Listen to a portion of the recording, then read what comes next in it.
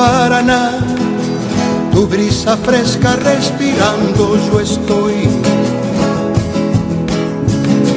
Y canto al verte, tal vez por suerte cruzando el puente Brazo Largo. Y al ver tus costas verdes en un sinfín perderse. Columna jurídica con Gabriel Alejandro Martoglio, columna vulgar. Nuestra columna de derecho vulgar, derecho para todas y todos, porque Derecho nadie vulgar, defiende claro. un derecho que no conoce. Que no es lo mismo que columna vulgar. No. Que yo. Pero también, Me comí el porque derecho. Pero el sentido de vulgar quiere decir del pueblo, del vulgo. Claro. Esto viene por una diferencia que había en la Edad Media entre el latín clásico y el latín vulgar. El latín vulgar era el idioma que hablaba la gente en la calle, en la clase media. Claro. En la Edad Media. En la Edad Media. Y el latín clásico hablaban los curas, los nobles, y no se comunicaban con la gente. alta alcurnia. Entonces nosotros, para que el derecho no se separe del pueblo, hacemos el derecho vulgar. Derecho vulgar, muy bien. Estamos en el río Paraná. Estamos en el río Paraná. Un saludo a todas las provincias de la Mesopotamia y a todos los mesopotámicos que viven aquí en San Marcos. Sí, totalmente, totalmente. Y hoy vamos a hablar de la hidrovía Paraná, que la escuchamos tanto y nadie nos explica qué es ni por qué es tan importante. Se designa como hidrovía Paraná-Paraguay.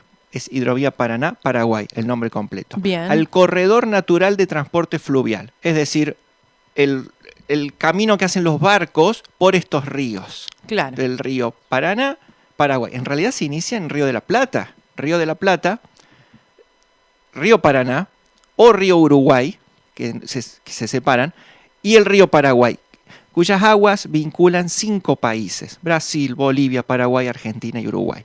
Es un camino, una hidrovía de 3.400 kilómetros de largo que va entre Puerto Cáceres, en el Mato Grosso, en Brasil, hasta Nueva Palmira, en Uruguay. Es fundamental importante. porque es importante, por estos 3.400 kilómetros pasan el 80% de las mercaderías que Argentina exporta. El 80%. Estamos hablando de tanto productos agropecuarios, productos mineros y también productos industriales que salen desde los puertos de Rosario, de Zárate, todos los puertos que están en el río Paraná y en el río de la Plata. El origen de la hidrovía, el primer acuerdo para realizar las obras para mejorar el río y permitir el flujo de barcos mercantes, fue en 1969, el primer tratado entre Argentina, Bolivia, Brasil, Paraguay y Uruguay, el Tratado de la Cuenca del Plata, firmado en Brasilia. Pero fue en 1990, cuando el Mercosur empezó a tomar forma, que empezó la puesta en marcha de obras de infraestructura, porque digamos el río está, obvio, y estaba de antes, pero con el avance del crecimiento de los barcos, mayor flujo de transporte, mayor magnitud, hay que hacerle obras al río. Dragado, es decir, hacerlo más profundo, construcción de canales. El barco no puede ir por cualquier parte del río porque se puede atorar. Balizamiento, puertos. Todas esas obras se iniciaron en la década del 90, pero de manos privadas, porque fue privatizado por un plazo de 30 años. Y eso fue lo que venció en 2020 esa concesión, y cuando inició el debate de qué hacer con la hidrovía, que las opciones son dos: mantenerlas en manos del Estado, como pasa con YPF, como Aerolíneas Argentinas y como otras tantas empresas que es manos del Estado, o volver a privatizarla. En la hidrovía hay casi 200 puertos, mencionando estos 5 países, y circulan casi 5.000 embarcaciones por año transportando entre 120 y 150 millones de toneladas. Además de eso, dijimos, se inició en la década del 90. Del 2000 en adelante hemos tenido una expansión de la frontera agropecuaria, que hoy la frontera de la soja llega hasta Paraguay y Bolivia. No es solo la pampa húmeda como aprendíamos cuando éramos chiquitos. Se ha expandido por productos transgénicos que crecen en otras condiciones. Expandió la frontera de la soja y expandió, por supuesto, la frontera del desmonte. Entonces ha crecido también la cantidad de productos que llegan hasta el río para ser transportados, a lo que se suman productos de la megaminería, tanto de Bolivia, Brasil. Brasil en el sur tiene todas sus montañas, entonces todos sus proyectos mineros están ahí, y también argentinos. Entonces, desde el punto de vista económico, tengamos en cuenta que las 5 principales compañías exportadoras concentran el 58% de las agroexportaciones que salen por esta hidrovía, que son Cargill, COFCO, que es la estatal china, Viterra, Bunge y ADM. ¿Cuál fue el problema desde el punto de vista económico? ¿Cuál fue el problema? La evasión. Muy marcada la evasión. Según un estudio del Instituto Argentino para el Desarrollo Económico, en el año 2020, escuche esto, la diferencia entre los valores declarados de salida y los valores de ingreso en las aduanas extranjeras era de 896 millones de dólares en perjuicio del Estado argentino. Además, otro dato que no es para nada menor, las exportaciones sojeras de Paraguay. Paraguay exporta, no tengo el dato, pero millones de toneladas de soja cuando no tiene sembrada esa superficie. ¿Cuál es el chiste? Que los productores argentinos la trafican a Paraguay, la contrabandean a Paraguay por el río, allá la declaran para exportar y no pagan las retenciones, no pagan impuestos. O sea, eso es contrabando. En definitiva, todo esto es un montonazo de plata que no está llegando a donde tiene que llegar. Imagínense, ¿no? Si en 2020 Argentina perdió 896 millones de dólares. Imagínense, sume eso por todos los años que han pasado, bueno, y lo que ni nos enteraremos. Eso desde el punto de vista económico. Pero desde el punto de vista social y ambiental también hay muchos problemas. Porque una gestión de la hidrovía exclusivamente en manos privadas, en donde el único límite o el único orientador es la codicia del capitalismo, lleva a una tragedia ambiental. Por ejemplo, el dragado del río, o sea, hacerlo más profundo para que los barcos pasen, hace que en épocas de bajante, como ahora, el margen del río se aleje de las costas. Porque claro, si vos le cavás al río al medio, cuando el río esté bajo, el agua se aleja más todavía de la costa. Entonces producen sequías, bancos de arena, afectan la flora, la fauna, los humedales se quedan sin agua.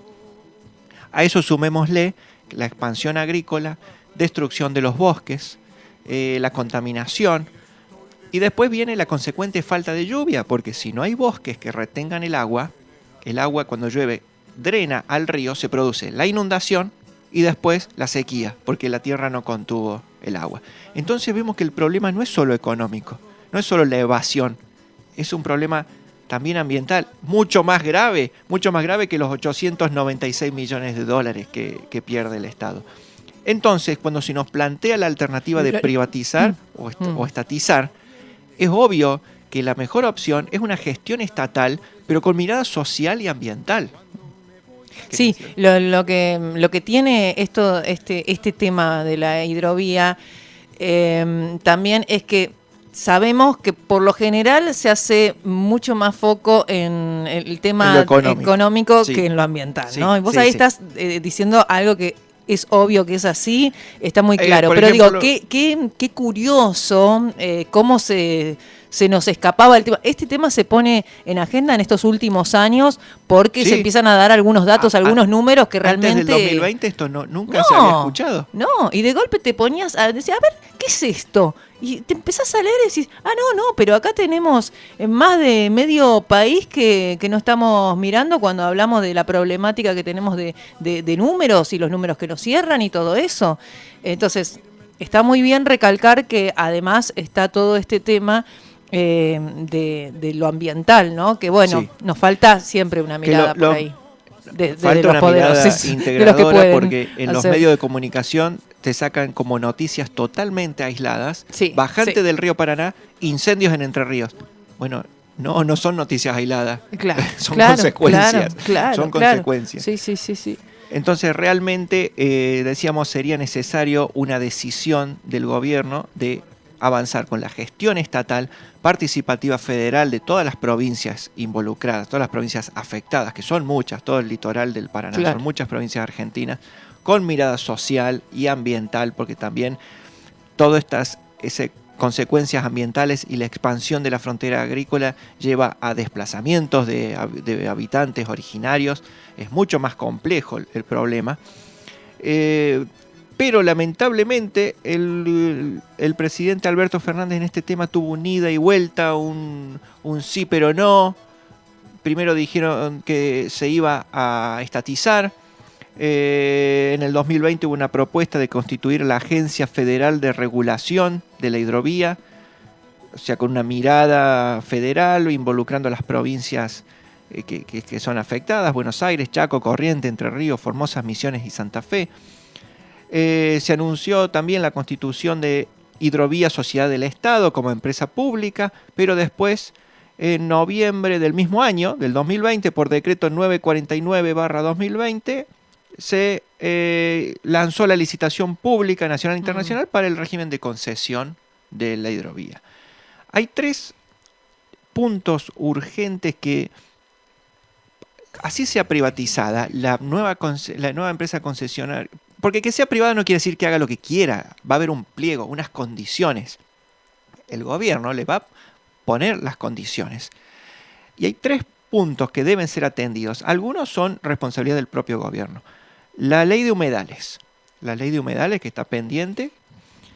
La reglamentación de la ley de bosques, que lleva 15 años de su sanción sin implementación.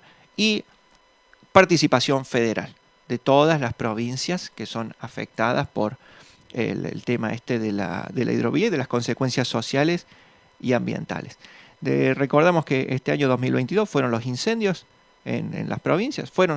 Discúlpeme, todavía deben estar. No he revisado las noticias. De hecho, en esta semana 2 acá cerca. Sí. Y es algo también que viene pasando a nivel mundial, también hay que decirlo, en el tema de los incendios. No es casualidad. Tampoco. Y entonces, tener como conclusión, necesitamos también en este aspecto, porque no es solo una cuestión económica, no es solo la evasión, cuántas toneladas de grano salen, cuántos millones de dólares entran. Es también una cuestión social y ambiental. Sin bosques no hay lluvias, sin lluvias no hay bosques, no hay río, y no va a haber hidrovía, y no va a haber granos para que saquen, nada. Estudio Jurídico Gabriel Alejandro Martoglio, abogado, matrícula profesional 1-34681. Gabriel Alejandro Martoglio. Soluciones jurídicas, más de 15 años de experiencia, responsabilidad y compromiso con nuestros clientes. Atención de asuntos de derecho civil, comercial, laboral, ambiental, administrativo, de familia y penal. El derecho es el arte de lo bueno y lo justo. Podés hacer tu consulta al 351 30 91 033 351 30 91 033. gabrielmartoglio@gmail.com www.abog-martoglio.com. Gabriel Alejandro Martoglio. Soluciones jurídicas. Desde San Marcos Sierras para todo el mundo. En el aire, Radio Quilpo FM 100.7 y sanmarcosierras.net.